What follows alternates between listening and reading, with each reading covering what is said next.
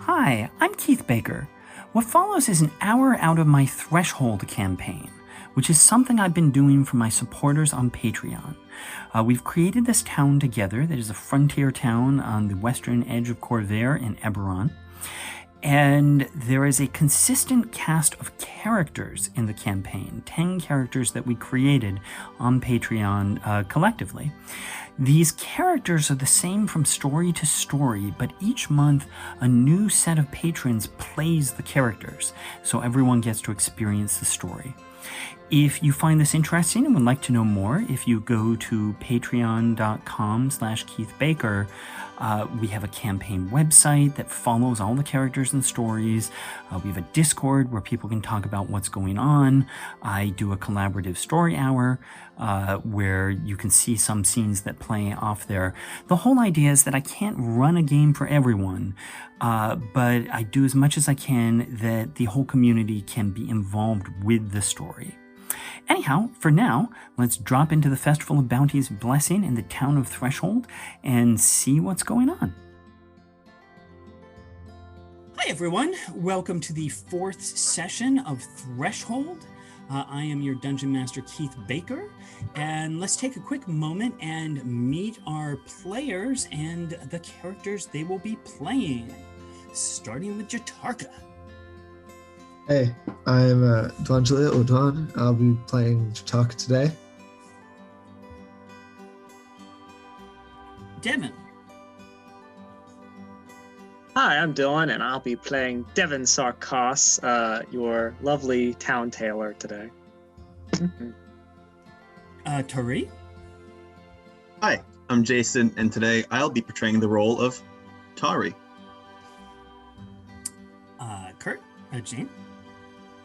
Hi, I'm Kurt, and today I will be Three-Widow Jane, the fastest one-slinger in Threshold.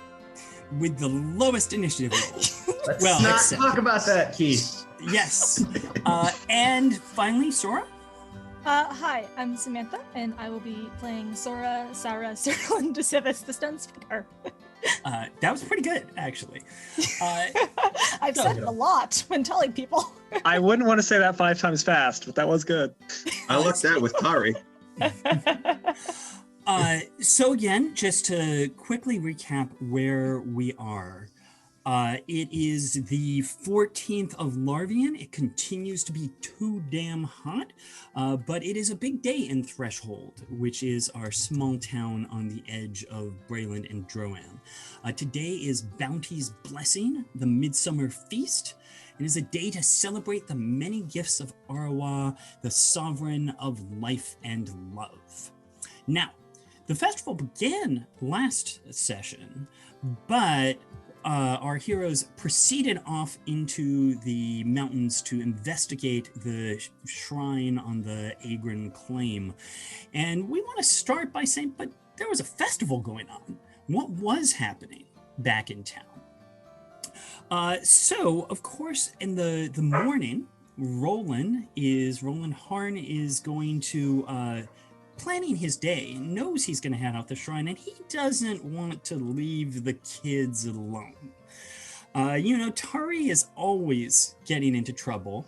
Jatarka has, of course, insisted that he will keep her safe, but, Roland's not sure Jatarka really knows, exactly how to handle a festival, and plus we have little Cain Eberron, who's getting, it's doing okay considering the traumatic events that happened, but still. So Roland heads over to Sora's to see if she can take care of them for the day. So Sora, how do you start your festival day? What does morning look like in the Civis house? Well, Sora starts her day by waking up, and today's a festival day, which means that we are going to track down in our large closet of clothes the Boldray dress. Oh. Because there are a lot of clothes in there in a lot of styles of a lot of different cultures and religions. So we're going to track down the Boldray dress, and we're going to put that on and do the other varied things that one does to go with getting dressed, get the hair correct and everything, and eat a very small breakfast because it's a food festival. That is smart thinking. You were planning ahead. Yes. I have to ask, do you use prestidigitation for the hair? I think Sora uses prestidigitation to make sure everything is clean, but she actually puts it up herself because, there's some things that it's best to do yourself. I'm not arguing. There's some magic that can't be cast in a spell. All right. Well, soon there is a knock on the door. Roland shows up. Sorry to bother you, ma'am. I'm heading out the hills, and I need someone to look after the kid and the other kid. JT's sticking around, but it's truth. I need someone to look after him too. Think you could do that? Oh, of course, Roland. I can take care of that, no problem. You know me, I never get into trouble. Oh, that's what I like about you. Love the hair, by the way. It's Why, thank you. special. All right, kids, y'all gonna be okay here? Oh yeah, totally. Sure. Yeah. I'll be fine. Now little Kane is younger than Tori and was basically around 7. How is he doing? Like he basically had this traumatic, like he was half transformed into stone, and they were able to reverse that, but he's been through kind of a lot. How's he handling it? Kane is sort of quiet. Kane is quiet and sort of reserved.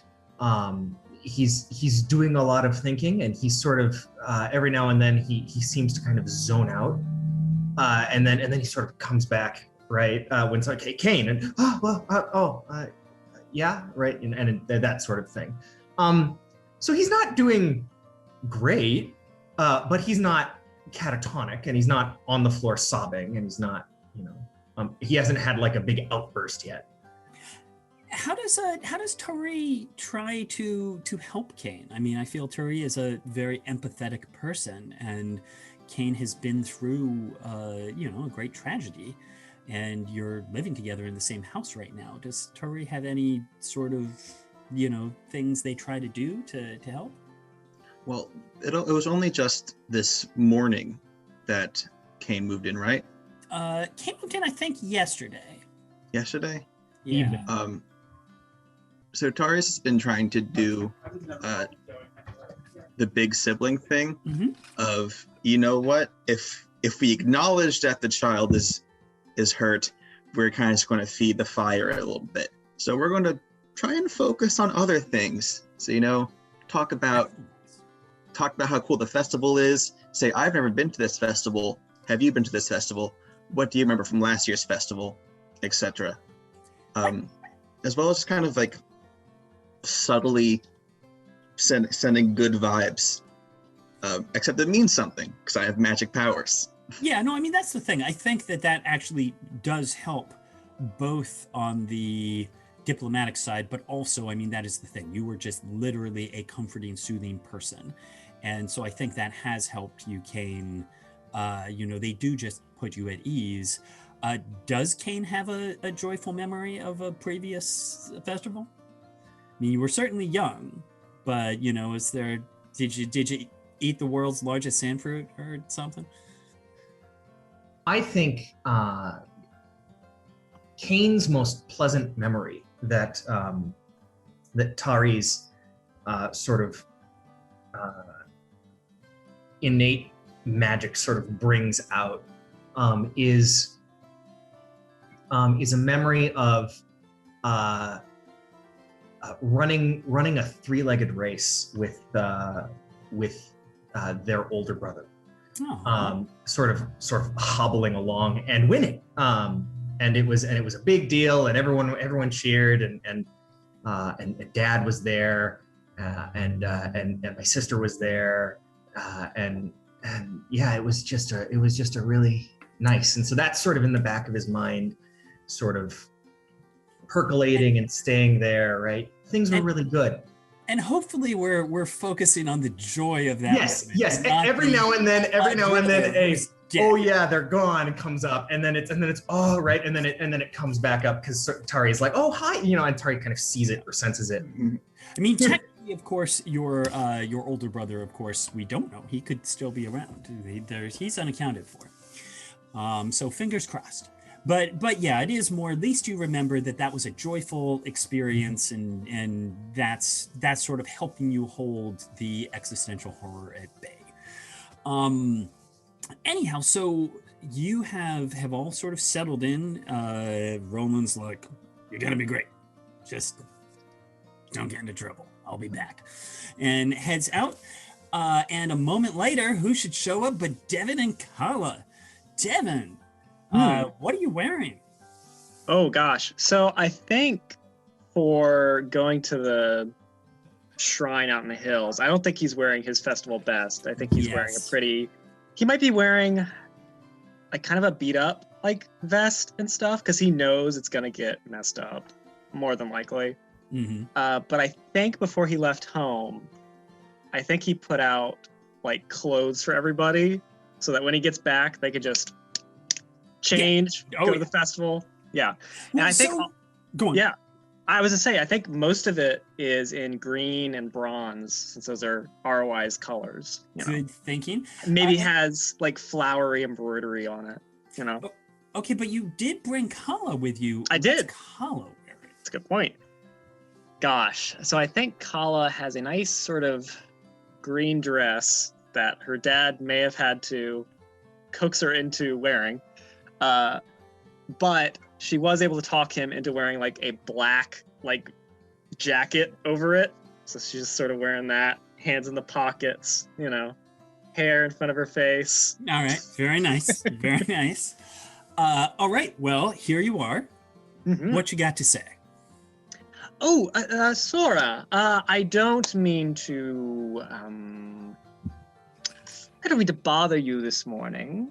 But I have business out of town, and my wife is busy at the moment. So if you could watch Kala for me, I would be in your debt, of course. Very much appreciated. I could fix anything you want, clothes-wise. That way, you look quite nice. Thank you very much. Why, certainly I can absolutely do that. Oh, excellent, Yes. excellent. Hello, Kala. So. All right, so Devin heads out, and we do for a moment. We're going to have at least a moment while Sora gathers her things, which means we have Jatarka, Kala, Kane, and Turi all sort of sitting in her dining room for a moment. What a scene! I don't know. Kala has certainly met Turi. And such, but you haven't really spent a lot of time together. So let's go ahead and get our introduction as you're sitting in that room. And the first question, of course, is who speaks first? Kala. Okay. She's probably sitting in like the corner and just like sort of humming to herself, like looking at everybody. Yuri is going to.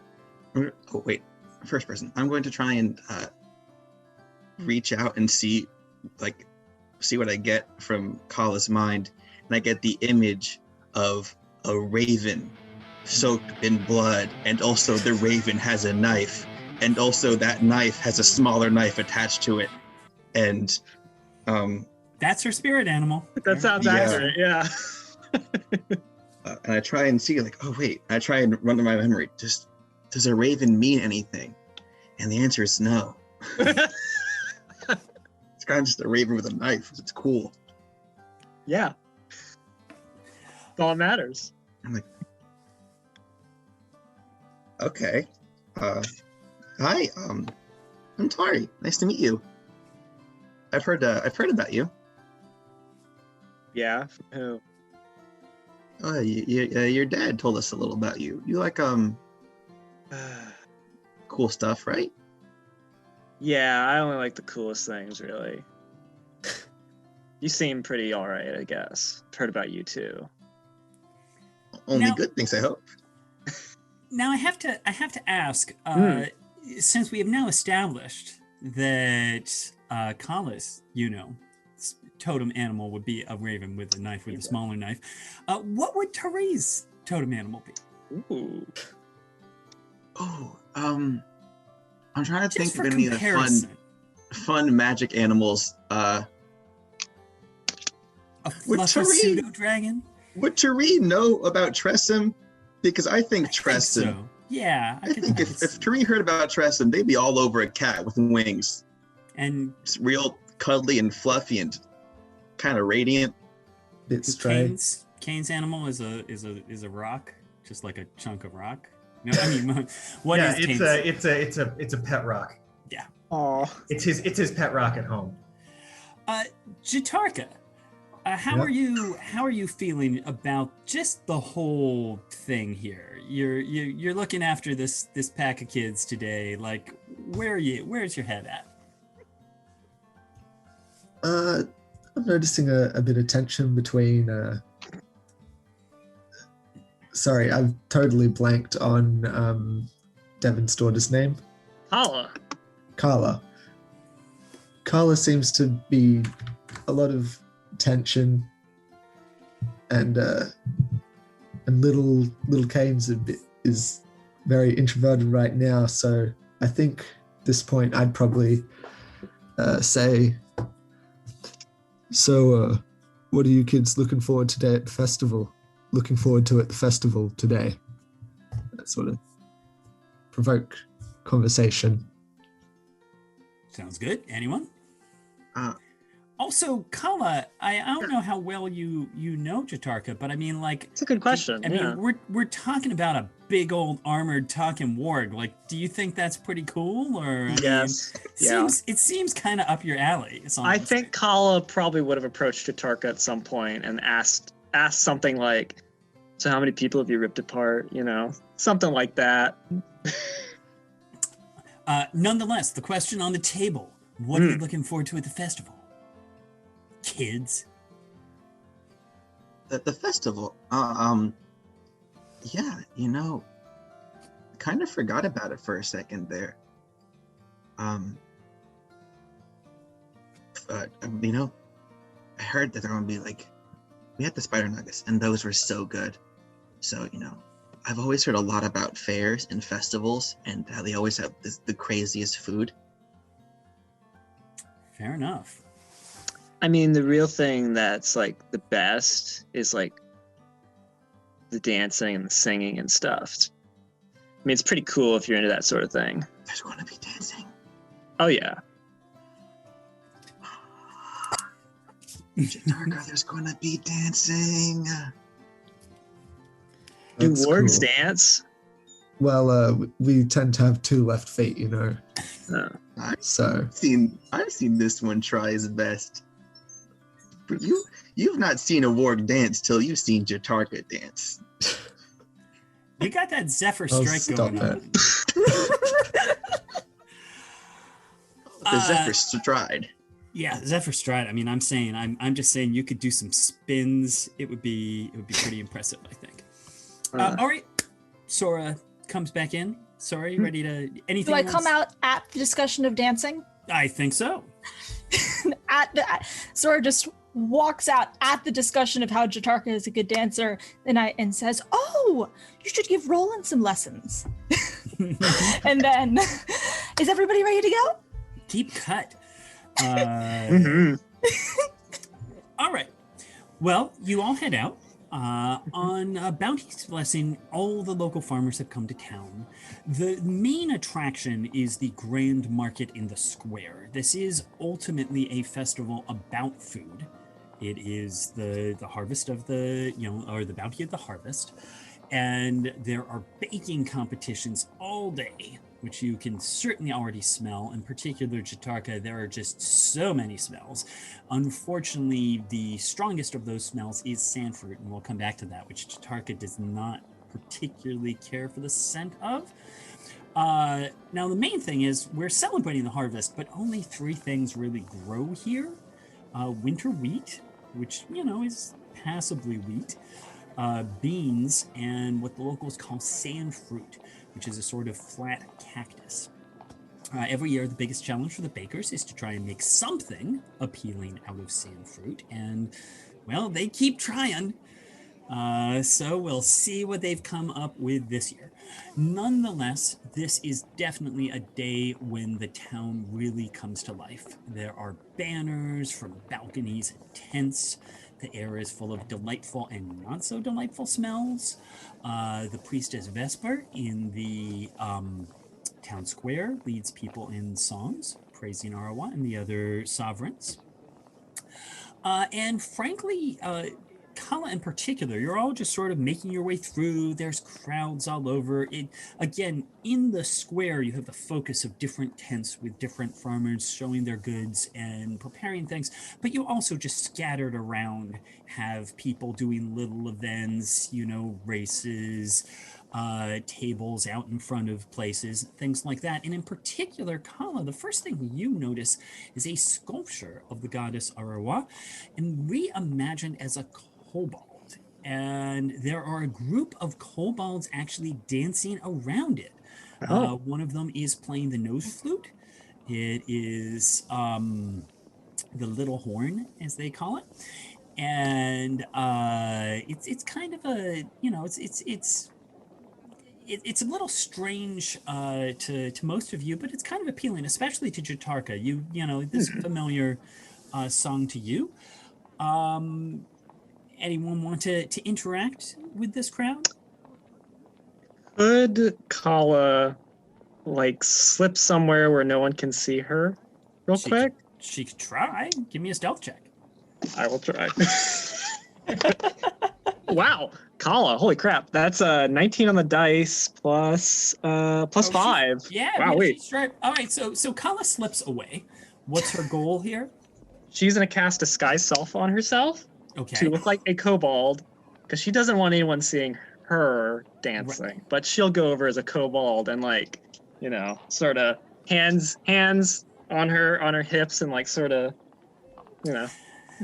Now, I do have to double check just for a moment because that was really sharp. But on the other hand, I do remember that Sora just became observant. So I don't think she's got a 24. No. I just got to check. Yeah, 21 on investigation, but not perception. Good. All right. I just want to make sure, because I'm like, if anyone is going to notice, it's Sora. But nonetheless, congratulations, Sora. Within the first few minutes of the festival, we've already lost one of them. Good job. And so you are gonna join in with the. Yeah, and I think she'll try and chit chat with some of the kobolds and Goblin. All right. Hey, what's up? Yeah. Pretty cool sculpture you got. Absolutely. Just checking. Anyone else? Jatarka, you do actually recognize Sarvis Kaur, the priestess, is there and is leading the little sort of dancing service. Do you want to listen in, join in, or just pass by? I'll listen in for a little bit. All right. So she is largely essentially saying that she is not sure why the people here are celebrating the fruit, and that our gods are the gods who shape people, not fruit. But that we celebrate the mother of joys, and if it helps to see her as fruit, so be it. And so you actually get that we're actually kind of celebrating the Fury here in fruit form. Nice. But nonetheless, she is basically saying, find your joy within, embrace it, let everything go, and encouraging just sort of moment of wild fruit revelry. Kala, do you try and follow in on this, or the kobolds are into it. We're trying to talk to them, and they're like, wah! So go ahead and give me, a wisdom check. Ooh. Okay. That will be.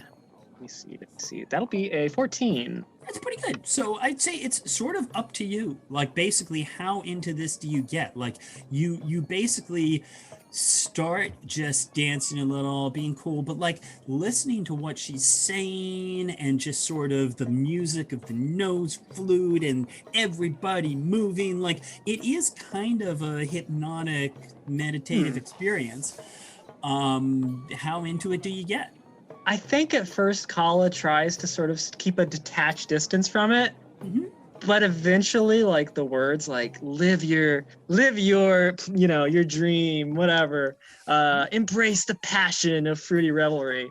I think she does sort of like, yeah, you know what, you're right, that's cool, I like it, yeah. All right, they're rubbing sand fruit all over their scales. She might not go that far. Okay. All right. She might pull out her own flute or something, though. Oh, sure. And she might join in. Yeah, give me a performance. You Sure, get all the rolls in. That's not as good. Let's see. That would be 7 on that Well, roll. my prediction. So you can correct me if I'm wrong, but I think what's wrong here is not that you were bad, but that you have no idea how this music works. And That's so you fair. just basically start playing like it's like essentially like you're going to a heavy metal concert and you're like, well, I know how to play Beethoven. And so that's what you start playing. And I'm playing something that like the kids back in Sharn liked. Yeah. Kala's into. These kobolds have no idea what that is. Yeah. And it's, as I say, it's not bad. It's just, and you realize this like very quickly. You're like, oh yeah, no, this isn't. Oops. I think Kala might keep going and just be like, yeah, live whatever. Double down, Kala. Double down.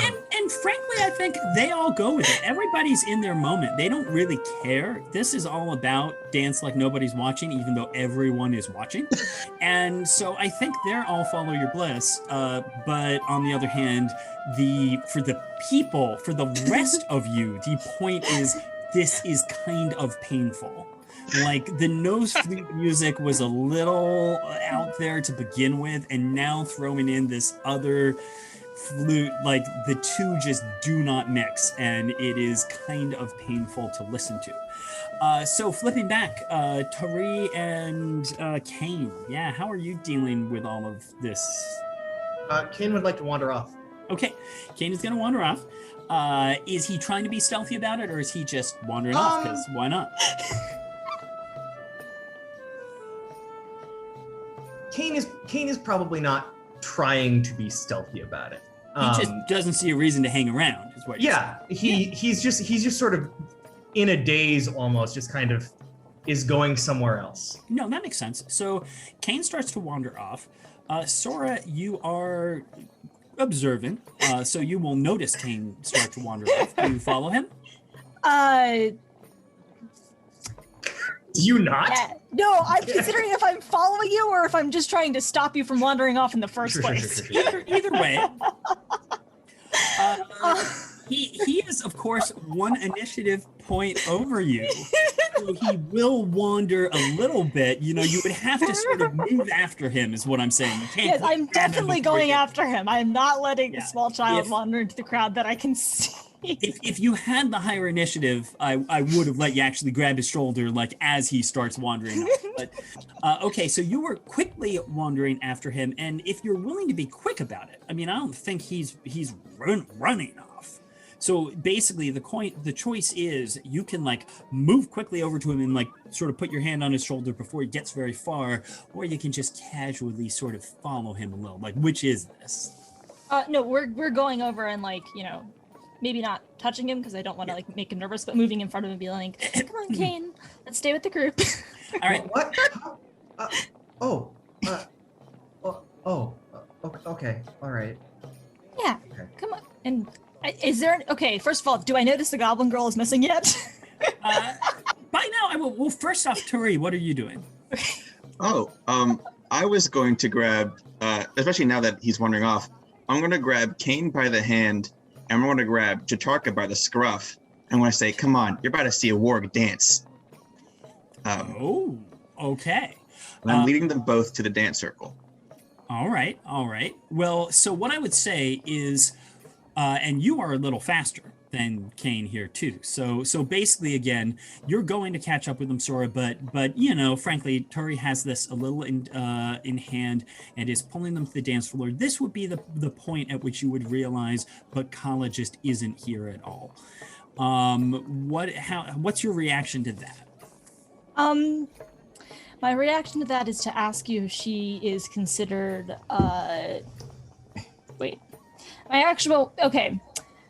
message. Yeah. Do I have to, so it says that you can cast a spell through solid objects if you're familiar with the target notes beyond the barrier. Does that mean I can cast it with anyone with it? Like if a target is familiar and I can't see them, but they're not necessarily through a barrier?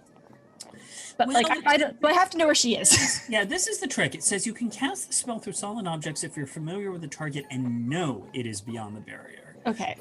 So what I would say is, if you want to just pick a direction, like here's the thing: if you think, and this might be something we could get a sense of with like an insight check or an investigation check. If you want to say, because you're pretty good at investigation. Like I think your passive investigation is 21. Yes, that's from the new feat. So what I would say is, I think it's reasonable for you to think she might. In fact, I'm gonna throw out the flute. Once the flute starts, you're like, did she duck into this crowd or did she go away? And I'd say that with your investigation, once she starts playing the flute, you're immediately like, that is not kobold music. You're not sure because it sure looks like a kobold, but you were a very smart person and you're basically like, I think that might be her. And what I was going to say is I would let you essentially message at the group there and say, if she's in that group, she will get the message. Yes, like, I would like to do that. What's the message? It would be, Kala, you dancing with the kobolds? Are you really capable of responding to that at this moment, Kala? No, probably not. But I think she's a little startled, and like the flute just goes. Yeah, I think you get enough of a reaction to definitely confirm your hypothesis that is Kala. But at least you have your eye on her. Yeah, and they're going also into the kobolds, right, to dance? Oh yeah, and that's the thing. Okay, the rest of the group. So perfect. All of the children are back in one place. All right. So Tori leads them in. Jatarka. Again, you've been listening, and you're familiar with the rituals of the Fury. So, I mean, do you get into it, or is it not really your jam? I'm giving you the big, childlike wonder eyes. I mean, with that, and it's some good music, I think that's I'll get into it a bit, just a little bit. All right, give me some kind of check. It could be, I don't remember if you have acrobatics. Otherwise, I give you athletics if you want to sort of, or perform. Any of these, depending if you're trying to be elegant or just impressive. Well, I think I'll go with athletics because performance is a -1. And that's still just a 9. Oh boy. I'm gonna have to say, and this is, correct me if you think this is wrong. I would argue, I mean, you are impressive. I think the problem is this is kind of a tight space and there's a lot of kobolds around. Like you start trying to do your thing and the problem is you keep bumping into, kobolds keep bumping into you. Like, so it's not that you, so to speak, fail as much as you just don't have room to move.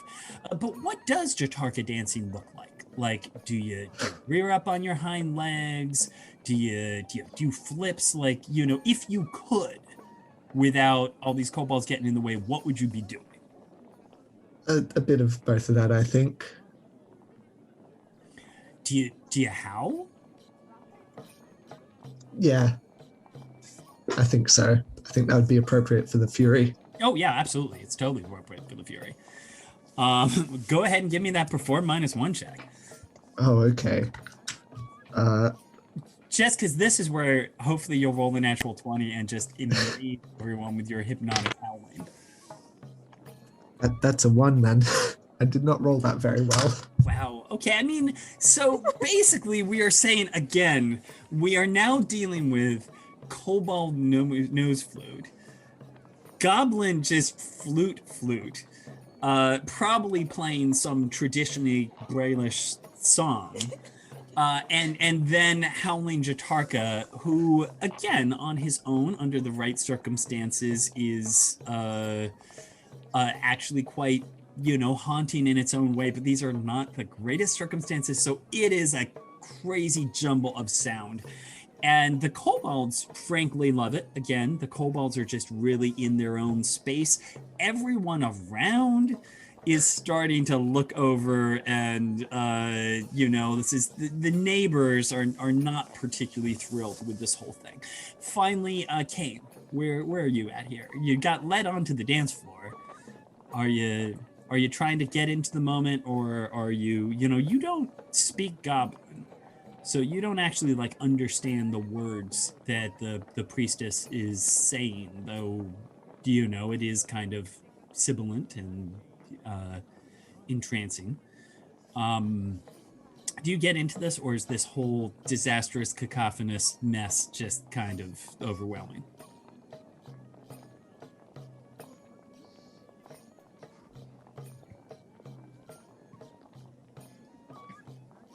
What do you think?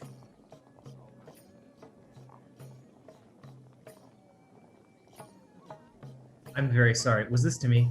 Oh, yes. Sorry. I'm very sorry. My cat started freaking out, and I was like, what's going on? I still like the idea that is potentially Kane's reaction. Yeah. I think that is Kane. Kane sort of is drug into this mess by Tari. Mm-hmm. And Tari, I assume, starts just dancing and going for it. Is that, yeah, okay. And Kane just kind of looks around, and a shoulder goes up, and another shoulder goes up, and that's about the extent of his dancing, and he sort of looks around, but it's a lot of chaos, and it's a lot, and his eyes are sort of getting bigger and bigger and bigger, and there's a lot of noise and chaos and commotion, and there's a warg howling and nose flutes and flutes and a frothing preaching kobold, and it's. I'm going to step in for a moment and say, Tari, unless you disagree, I would say that I feel you noticed this, and that your immediate inclination would be, oh, I've got to get him sort of away from this crowd. Would you agree with that? Yes, which is a shame because I rolled an 18 to dance. You start dancing, and it is actually, I mean, that's the thing, is you start doing that. What's Tari dancing look like? What are you doing? Well, Tari's not the best dancer. Tari doesn't know how to dance, but they're very enthusiastic, and there's something charming about that. So it's kind of just hands in the air. Yeah. Moving. I think moving everything that can and will move. And I think that's basically it, is you are just actually really kind of enjoying that moment, and it is just a sort of joyful experience, but that is when you realize that Kane is not in good shape, and sort of pull him out of there. And I will say that even as you do, you have this moment of joy, and yet at the same time, for all the hustle and bustle, there is still something missing. You do still find a strange sort of sense of longing, and which is frankly something you've actually felt on this day before. This is not your first festival, and so you've enjoyed the food and the noise, but you have always found just something you almost feel as a sort of sense of loss. And so that actually comes over you a little bit. You pull Kane away. You don't know if he's experiencing the same thing. You just sort of step to the side. So don't worry, Sora. They're not running away, but you just sort of step away. Kala and Jatarka are still engaged in their epic noise making. And you just step to the side and you are trying to calm Kane. And as you reflect on your own feelings, you hear a voice right next to you that just says softly, "Hello, little flame."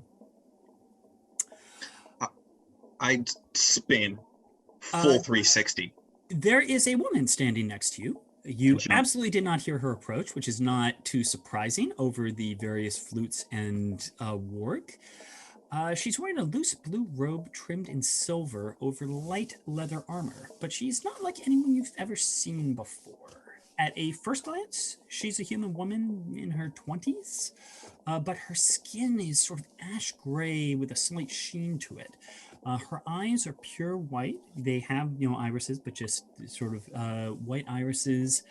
And her hair seems almost like mist, just sort of flowing down from her head and then sort of clinging and drifting over her shoulders. For those of you who have, since you guys have chat, I dropped a picture of her in the chat. She has a silver medallion at her throat, bearing the shape of an arrowhead and a flame. She is a very strange sight, and yet somehow you don't actually feel afraid, even though this strange person has just appeared behind you. There is just something about her that feels soothing, much the same way, Kane, you find that experience with Tari. You just sort of, she is not actually here to hurt you. And she says, you can feel it, can't you? It's fine to celebrate the harvest, but there's something in the air, a sense of need, a sense of sorrow.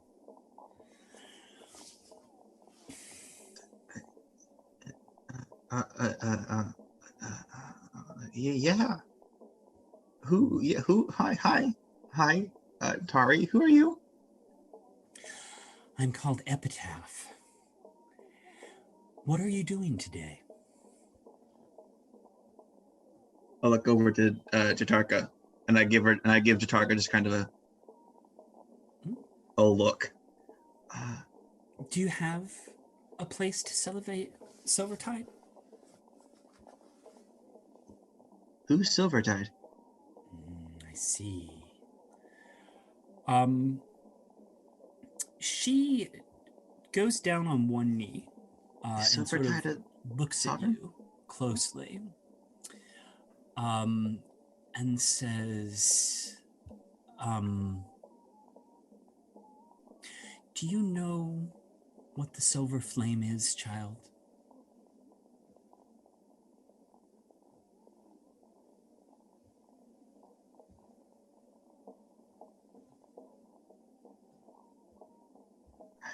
I know, like, a great light. I know a flame. She glances at Kane as well, and is sort of speaking to you both and says, have you heard the tale of the first age?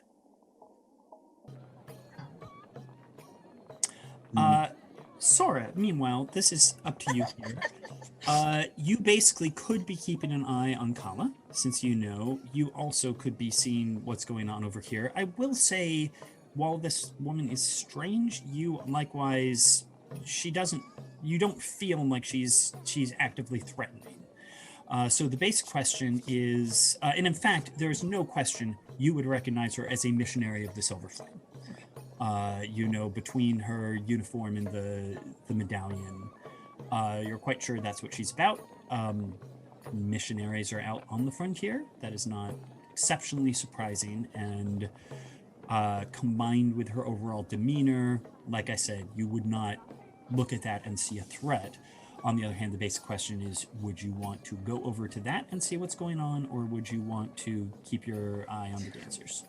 The dancers are probably just in the groove right now, Like, I mean, it's a pretty awesome experience. Mhm. If you guys didn't have inspiration, I would give you inspiration because, like I said, you're feeling pretty groovy. Well, the Silver Flame missionary also kind of looks like she's made of mist. Mm-hmm. And Sora's very curious about that. Right. So she's going to head over. Go ahead and give me an Arcana check. Okay. I'm sure I'm going to regret that later.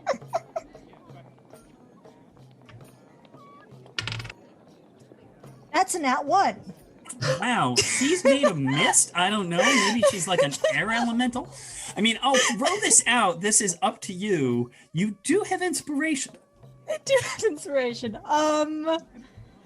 Oh, I never use inspiration, so I will go ahead and use inspiration. Okay. Because there's no telling if I'll remember it exists And later. boy, it would be embarrassing to be the Yes. world's lamest architect here. How about a 19? That's better. Okay, so as you are watching her, you come to the conclusion that she's actually a tiefling. That she is a tiefling who is touched by Dolor. And that the mists are sort of a manifestation of Dolor. They're very rare. Tieflings are rare enough in the first place, and basically you've like read an account of a Dolori tiefling, but you've never actually seen one. I mean, but you think that's what's going on with her. And with a 19, I'll go ahead and say you even likely probably have heard of Relicor, which is in Thrain, there is a community of tieflings. That essentially tieflings are largely, being a tiefling is like, of this style, is like having an aberrant dragon mark, but worse. Like, they're just sort of seen as channeling the powers of dark planes, and Dolori tieflings in particular are seen as basically being haunted and dragging ghosts around. That Relicor is a place where it was created sort of as a sanctuary for tieflings by the Church of the Silver Flame, and so it is a community of tieflings. So you would take a wild guess she is probably from Relicor. Nonetheless, back to the kids. So she had started and asked you if you had heard the tale of the first age. And what I would say is, Sora, if you're sort of coming over there, you're hearing, you're sort of stepping in as she is about to tell this story. So she is a compelling storyteller, and a more compelling storyteller than I am. So imagine that. But, basically she holds out her hands and sort of draws you in and says, long ago, fiends ruled the world. The children of Kyber, they imposed their cruel will upon the children of Eberron. The sovereigns, and she sort of gestures out sort of towards the festival in Arawa, fought them, but you can't defeat the darkness by waving a sword. Only light can truly keep the darkness at bay. And she's going to go on a little more depth than I'm going to go into here, speaking of the heroic efforts of the sovereigns of Dol Dorn, of Dol Ara, and that they won victories. But again, fighting the darkness is fighting smoke. You can blow it away, but it will come back. And in the end, it was the first children of Sybaris who sacrificed themselves, binding their immortal souls together in a light that could bind the overlords of the first age. And that is what you feel today, she says, pointing at Reed. Their sacrifice, that need. She gestures over towards the festival. This is what life is meant to be. She even gestures towards the crazy kobold singing and dancing. The innocent joined in celebration, in joy. But someone has to protect that innocence. Those of us who can feel the flame, it calls on us to be that light, to protect those who cannot protect themselves. I know you can hear the flame. You can feel it flowing through you. It may be flame, but you can think of it as water, cool, comforting. She closes her eyes and says, think of it as light flowing through you, and a ball of silvery light appears in her hand. And she gestures to you. Try it. Imagine the light flowing through your hand like water. So Tari is going to take a deep breath in. And Tari doesn't like baths, but they've taken a shower before. And you know how when you shower, the water falls in your head and it kind of runs down the rest of your body. When you're a kid, you'd let the water shoot off your hands and you'd be like, oh, look at me, so cool. Water bending.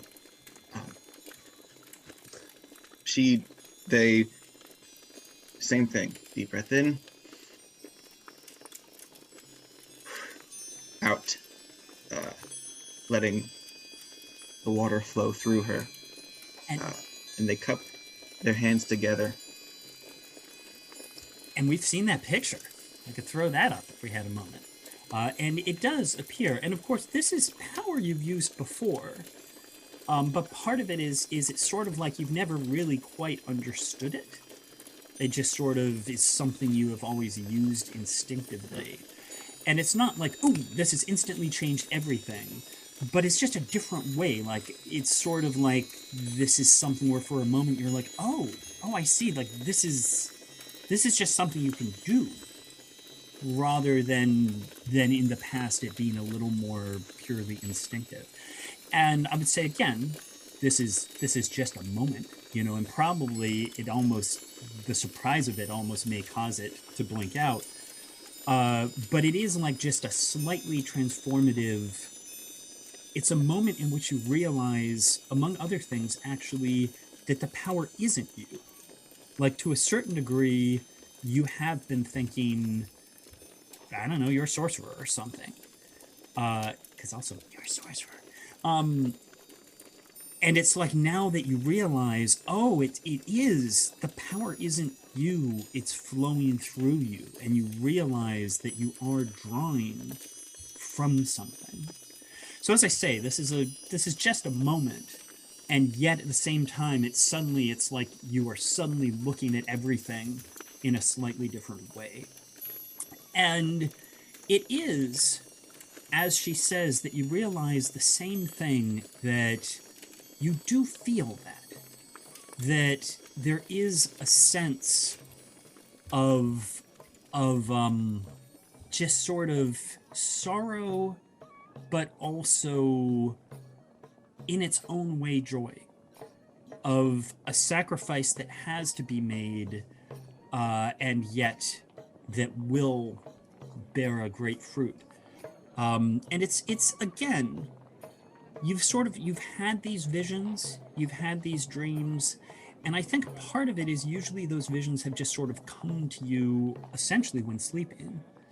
And this is almost where you just sort of realize, oh no, it's there. It's with you all the time. You're just sort of only just saying, but wait, I just haven't known that that's a voice, that that's a thing. So it's a sudden, just a little bit shocking. How do you react to all of that? I think Tari just keeps staring at their hands, and the light's gone out, and they're trying to still force the light back, and it's not working because they're not really feeling it. Epitaph puts her hand on your shoulder again, just in a calming, just a calming touch.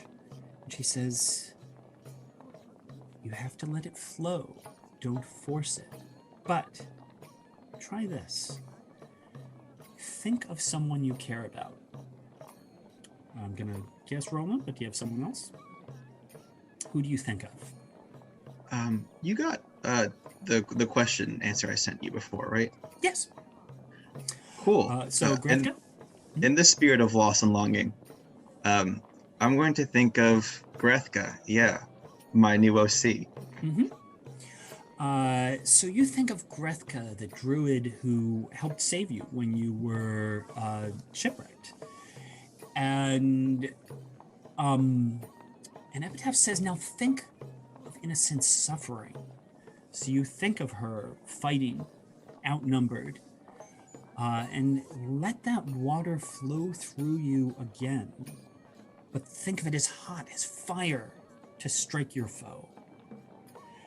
And as you do, the same thing happens, but now this is what you have experienced before as Sacred Flame.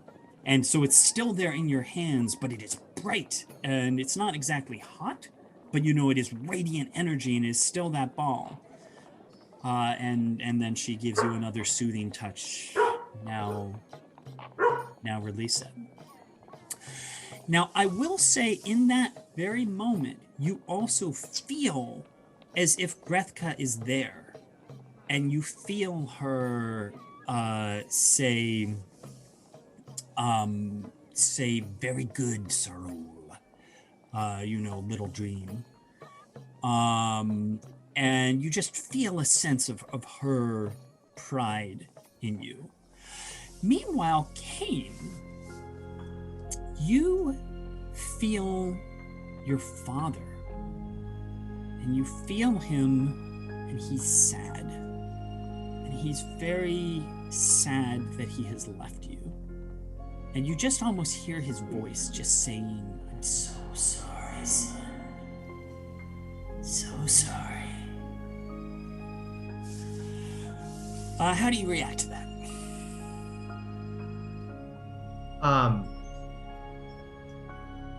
Cain was already fighting back tears. Mm-hmm.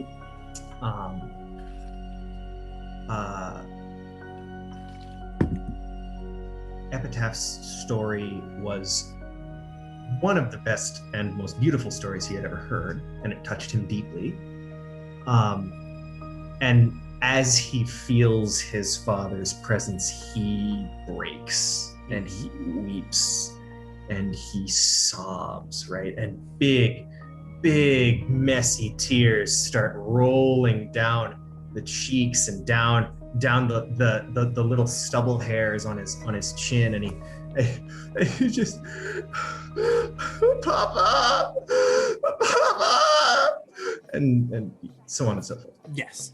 I will say, Sora, you're actually close. Are you going to step in and comfort him? Because you're sort of right there. But you have something, Turi? Yeah. Turi also sobbing, tears rolling down. Everybody's not quite crying. It's a crying cry. out for Grethka, but like whispering, "Grethka, I miss you," etc. And is going to pull in Cain for a hug. Yep. All right, everybody's getting a hug. Okay. So I'm gonna add one more touch to this, which is actually the thing of it is, even though you're not joining in, the nose flute music, the chanting of the priestess, this is about the fury, which is about experiencing primal emotion. And so I'm saying, even though you aren't joining the dance, I think that in the background is sort of amplifying this, so you just feel all that emotion flowing through. And Sora comes in for and hugs you all, and it's just gonna be a couple minutes of just pretty intense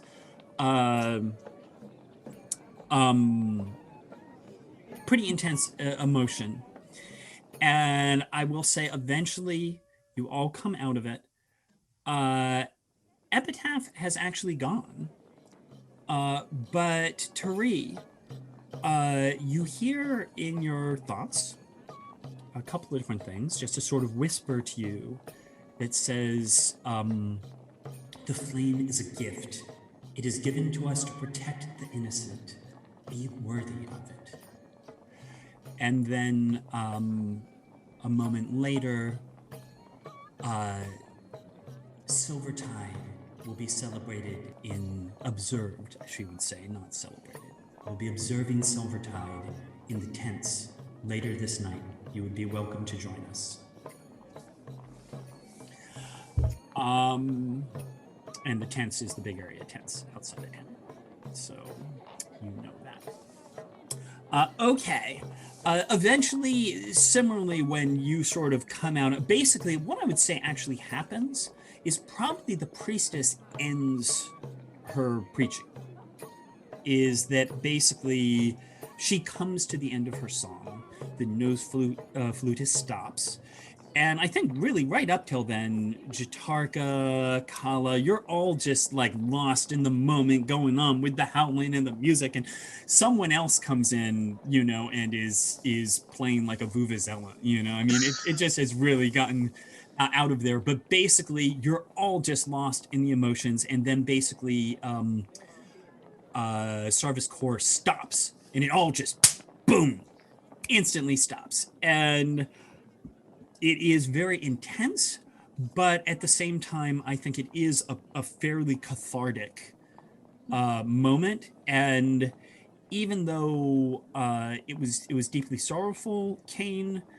I think you do actually feel like you did have. It was like your father was there with you, and as sorry as he was, it was a sense that he was sort of saying goodbye in a way, a chance that you didn't have, because he was crazy possessed guy, you know, when all that was going on, and you were kind of crazy possessed person when all that was going on, and you at least feel like he was in the hug, you know, like he was there, and you feel a little bit more at peace in spite of that. Anyone I'm have gonna start crying. Same. When all that is done, and here's what I would ask, Kala, being in that ecstatic moment, do you actually maintain the disguise through all of that, or do you think you lose it as you're going through it? That's a good question. I'm gonna roll. I'm gonna see. Okay. Because I could see it either way. Yeah. I would say if you lose it, nobody's gonna notice. I mean, like, you're in the middle of a crazy you know, Cobalt rave. So evidently Kala is really good. I got a 19 on the dice. So okay. So I'm saying it. When you come out of it, you are still in Cobalt form. And the kobolds essentially all cheer and hug each other, and essentially then they all run in and grab a piece of fruit from the idol. Oh. Like that apparently is how you end this ritual, and start eating the fruit. So do you want a piece of fruit? Ooh. So they kind of disassemble the idol. Okay. I assume Kala's had sand fruit before living here. Yeah, she has. Yeah. Oh. It's bitter. Yeah. You know what? I think Kala would like go get some, and she'd pretend to like sand fruit. You know. I have to say, it's actually amazing. Really. And all right. Don't know why they haven't actually done anything with it, but somehow it's just the afterglow of the whole experience you've been in. It could be that anything you eat right now would be amazing, but in the moment, or maybe it's been blessed, who knows? But it is actually it is the best piece of sand fruit you've ever had. Jatarka, are you going to try it? Or are you like, sand fruit, are you kidding me? Yeah, no, not a chance. Eat a kobold? I mean, you know, so basically think of this as sort of a reverse Burning Man, where you eat the idol, you know, at the end of the ritual. And they all disperse joyfully.